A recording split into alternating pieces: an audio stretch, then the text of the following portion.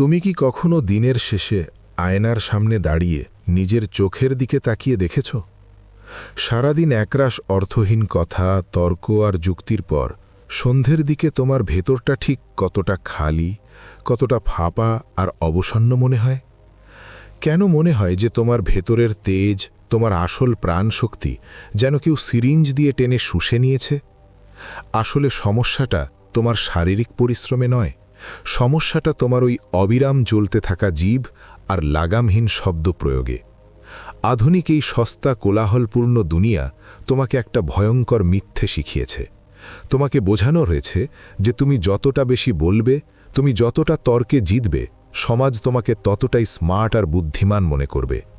কিন্তু আজ আমি তোমার মুখের ওপর ফিল্টারহীন এক নির্মম সত্য ছুঁড়ে মারতে যাচ্ছি। তুমি যত বেশি কথা বলছো, তুমি আসলে ততটাই নিজের ক্ষমতার অপচয় করছো। তুমি নিজের অজান্তেই নিজের ব্যক্তিত্বের সেই গভীর গাম্ভীর্যকে রাস্তার ধুলোর মতো সস্তায় বিক্রি করে দিচ্ছ। আজ আমরা আলোচনা করব নীরবতার সেই ভয়ঙ্কর নির্মম কিন্তু জাদুকরী শক্তি নিয়ে, যা তোমাকে সাধারণের ভিড় থেকে সরিয়ে এক অনন্য উচ্চতায় পৌঁছে দিতে পারে। বিজ্ঞান এবং মনোবিজ্ঞান একেবারে পরিষ্কার ভাষায় বলে, কথা বলা কোনো সাধারণ বা সহজ শারীরিক কাজ নয়। তোমার ব্রোকার্স এরিয়া থেকে যখন সিগন্যাল আসে এবং তোমার ভোকাল কর্ড যখন কাঁপে, তখন তোমার মস্তিষ্ক এবং স্নায়ুতন্ত্রের প্রচুর পরিমাণ জীবনী শক্তি বা গ্লুকোজ ব্যয় হয়। হার্ভার্ড ইউনিভার্সিটির একটি গবেষণায় দেখা গেছে, মানুষ যখন নিজের সম্পর্কে কথা বলে বা নিজের মতামত জাহির করে, তখন তার মস্তিষ্কের মেসোলিম্বিক ডোপামিন সিস্টেম ঠিক একইভাবে উদ্দীপ্ত হয় যেভাবে ভালো খাবার খেলে বা টাকা পেলে হয়। এর মানে কি জানো? এর মানে হলো তুমি কথা বলার নেশায় আসক্ত, তুমি তোমার নিজের কণ্ঠস্বরের প্রেমে অন্ধ। যারা সারাক্ষণ বকবক করে, তাদের প্রিফ্রন্টাল কর্টেক্স ধীরে ধীরে দুর্বল হতে শুরু করে। এর ফলে তোমার গভীর চিন্তার ক্ষমতা কমে যায়, তোমার একাগ্রতা বা ফোকাস নষ্ট হয় এবং তুমি খুব সহজেই অন্যের ইমোশন বা কথার দ্বারা প্রভাবিত হয়ে পড়ো। তুমি কি সত্যিই চাও নিজের মস্তিষ্কের লাগাম, নিজের স্নায়ুর নিয়ন্ত্রণ অন্যের হাতে তুলে দিতে? যদি না চাও, তবে তোমাকে আজ এখন থেকেই শিখতে হবে কিভাবে এই শব্দের জঘন্য অপচয় বন্ধ করতে হয়। প্রাচীন যোগশাস্ত্রে এবং আয়ুর্বেদে এই বিষয়টিকে বলা হয় মৌন সাধনা বা বাকসিদ্ধি। প্রাচীন ঋষিমুনিরা খুব ভালো করেই জানতেন যে আমাদের শরীরের যে পরম জীবনী শক্তি বা ওজস, তা কেবল আমাদের বীর্য বা নিম্নগামী চক্রের মাধ্যমেই অপচয় হয় না। এর একটা বিশাল অপরিমেয় অংশ বেরিয়ে যায় আমাদের কণ্ঠনালী বা বিশুদ্ধ চক্রের মাধ্যমে। তুমি যখন অপ্রয়োজনে কথা বলো, তখন তুমি তোমার ভেতরের সেই পারমাণবিক চুল্লির শক্তিকে লিক বা ফুটো করে দিচ্ছ। যখন তুমি চুপ থাকো, সচেতনভাবে নিজের জিভকে আটকে রাখো, তখন সেই শক্তি বাইরে বেরিয়ে যাবার কোনো পথ পায় না। তখন সেই শক্তি শরীরের ভেতরেই সঞ্চিত হতে শুরু করে এবং তোমার মেরুদণ্ড বেয়ে মস্তিষ্কের দিকে, অর্থাৎ আজ্ঞাচক্রের দিকে উঠতে থাকে। এই ঊর্ধ্বগামী শক্তি তোমার আত্মবিশ্বাসকে এমন এক পর্যায়ে নিয়ে যায় যে তোমাকে আর কারো কাছে নিজেকে প্রমাণ করার জন্যে গলা ফাটিয়ে চিৎকার করতে হবে না। তোমার স্থির উপস্থিতি, তোমার চোখের দৃষ্টি তোমার হয়ে কথা বলবে। একবার ঠান্ডা মাথায় ভেবে দেখাতো, গত এক সপ্তাহে তুমি ঠিক কতগুলো কথা বলেছ যা একেবারেই অপ্রয়োজনীয় ছিল। অফিসে কারো সাথে তর্ক জেতার জন্যে, আড্ডায় নিজেকে একটু স্মার্ট প্রমাণ করার জন্যে, কাউকে ছোট করার জন্যে বা কেবল নীরবতার অস্বস্তি কাটানোর জন্যে তুমি কত মিথ্যে বা অর্থহীন শব্দ খরচ করেছ। এই প্রতিটি বাড়তি শব্দ তোমার আত্মাকে এক ধাপ করে নিচে নামিয়ে দিয়েছে। তুমি যত কথা বলবে, তোমার ভুল করার সম্ভাবনা তত বাড়বে। রবার্ট গ্রিন তার 48 লজ অফ পাওয়ার বইয়ে খুব স্পষ্টভাবে বলেছেন, সব সময় প্রয়োজনের চেয়ে কম কথা বলো।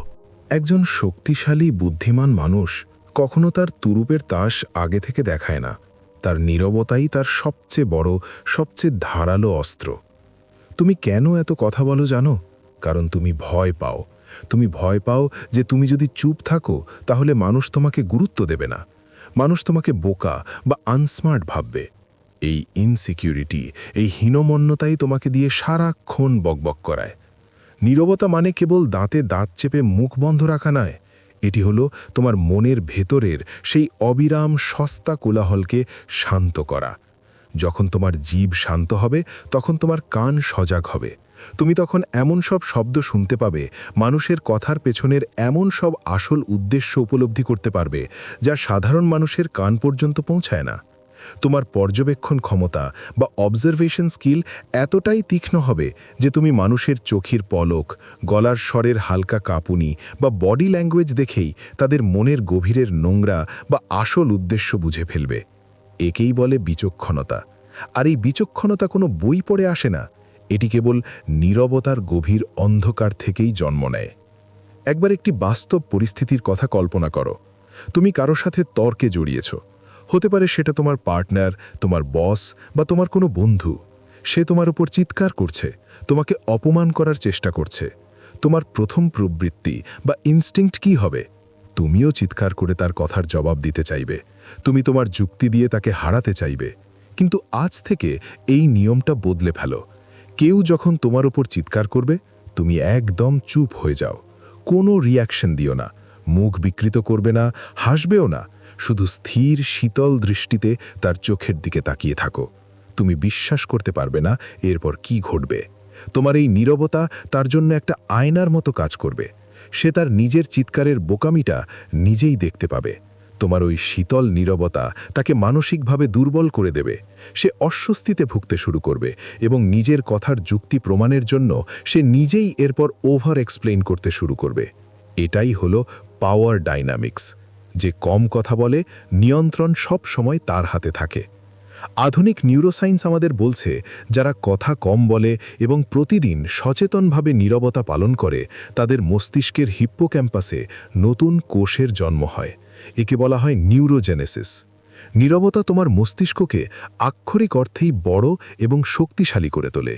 অন্যদিকে তোমার স্ট্রেস হরমোন বা কর্টিসল লেভেল অনেক নিচে নেমে যায়। তোমার রক্তচাপ নিয়ন্ত্রণে থাকে এবং তোমার স্নায়ুতন্ত্র প্যারাসিম্প্যাথেটিক মোডে চলে যায়, যা হলো শরীরের হিলিং বা সারিয়ে তোলার নিজস্ব প্রক্রিয়া। তুমি যখন চুপ থাকো, তখন তোমার কোষগুলো পুনরুজ্জীবিত হওয়ার সময় পায়। এটি কোনো অলৌকিক কিছু নয়, এটি হলো বায়োলজির সেই অমোঘ নিয়ম যা তুমি এতদিন সস্তা সোশ্যাল মিডিয়া ট্রেন্ডের চক্করে পড়ে অবজ্ঞা করে এসেছো। এখন প্রশ্ন হলো, এই তীব্র কোলাহলের দুনিয়ায় তুমি কিভাবে নীরবতা পালন করবে? এর জন্য তোমাকে সংসার ছেড়ে হিমালয়ে যেতে হবে না, তোমাকে সন্ন্যাসী হতে হবে না। আমি তোমাকে একটা প্র্যাকটিক্যাল অ্যাকশনেবল ফ্রেমওয়ার্ক দিচ্ছি। প্রথম নিয়ম, দ্য 3 সেকেন্ড রুল। আজ থেকে কেউ তোমাকে কিছু জিজ্ঞেস করলে সাথে সাথে উত্তর দেবে না। 1, 2, 3 মনে মনে 3 সেকেন্ড গুনবে, তার চোখের দিকে তাকিয়ে থাকবে, তারপর উত্তর দেবে।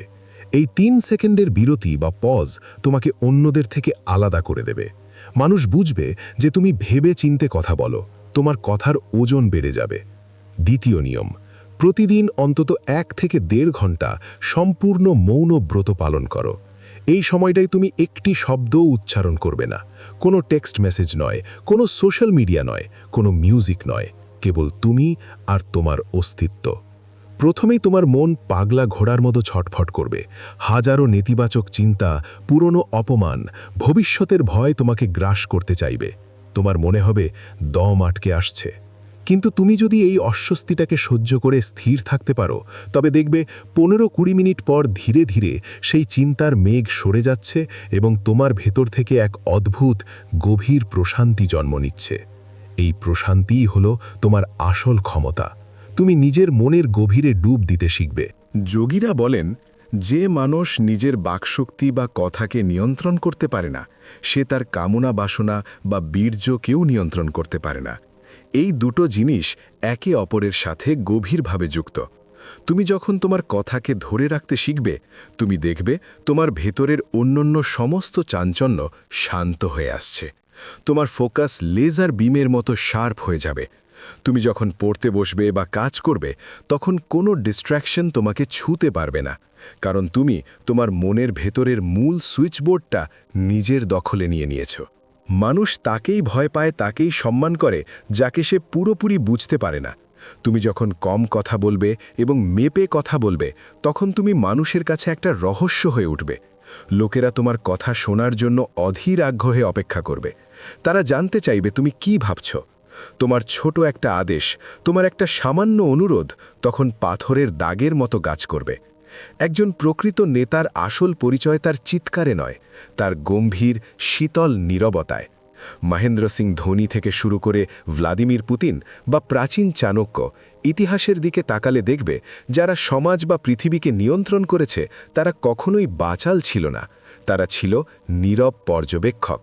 আজ এই মুহূর্ত থেকে নিজেকে প্রশ্ন করো, তুমি কি কেবল শব্দের দাস হয়ে থাকতে চাও, নাকি নিজের জীবনের, নিজের নার্ভাস সিস্টেমের মালিক হতে চাও? এই দুনিয়া তোমাকে গ্রাস করতে চাইছে তার অর্থহীন প্রচার দিয়ে। কনজিউমারিজম চাইছে তুমি সারাক্ষণ রিয়্যাক্ট করো, কথা বলো, কমেন্ট করো, তর্ক করো। কিন্তু তুমি যদি নিজের কেন্দ্রের সাথে যুক্ত হতে পারো, তবে বাইরের কোনো ঝড় তোমাকে টলাতে পারবে না।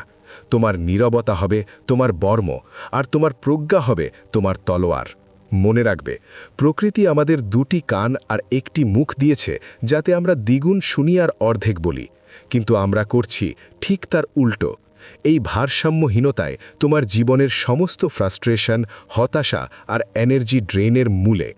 তুমি যখন তোমার বাকশক্তিকে সংযত করবে, তখন তোমার ভেতরের সেই সুপ্ত সিংহটি জেগে উঠবে। তোমার চোখ দুটো স্থির হবে, তোমার হাঁটা চলায় আসবে এক রাজকীয় গাম্ভীর্য। তুমি যখন কোনো ঘরে ঢুকবে, তখন তোমার কথা বলার প্রয়োজন হবে না, তোমার সাইলেন্ট অরা চারপাশের পরিবেশকে ডমিনেট করবে।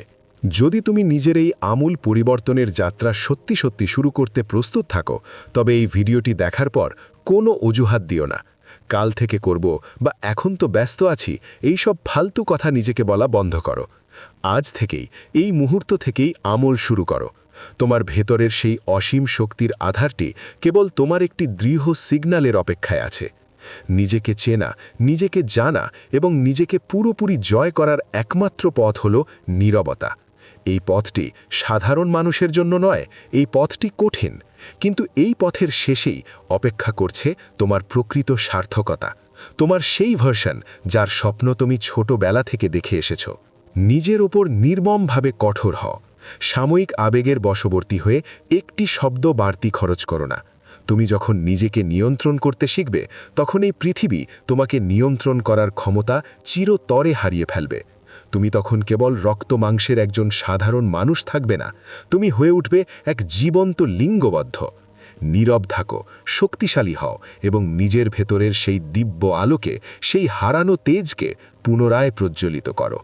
এখনই কমেন্ট বক্সে লিখে জানাও, তুমি কি আজ থেকে নিজের কথার ওপর নিয়ন্ত্রণ আনার এই কঠিন সংকল্প নিতে প্রস্তুত? যদি তোমার শিরদাঁড়ায় সেই জোর থাকে, তবে টাইপ করো সাইলেন্স। তোমার এই একটি শব্দই হোক তোমার নতুন শক্তিশালী জীবনের প্রথম পদক্ষেপ। আমি তোমার এই উত্তরণের সাক্ষী হতে চাই। সুস্থ থাকো, শান্ত থাকো এবং নিজের ভেতরের তেজকে আগলে রাখো।